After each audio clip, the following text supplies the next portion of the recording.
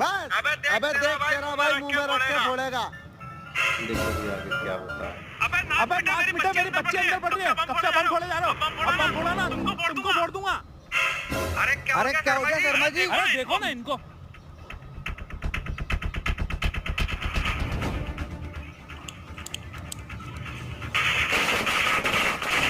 अरे देख रहे हो वर्मा जी?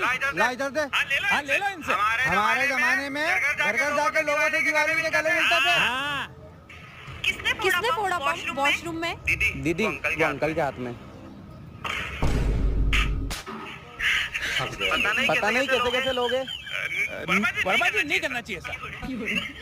बदतमीज। शर्मा जी आजकल के बच्चे बहुत बदतमीज हो रहे हैं। अरे अंकल, अरे एक बम ले गया यार, इसको भी ले जाओ। हाँ रख लो, जेब में रख लो।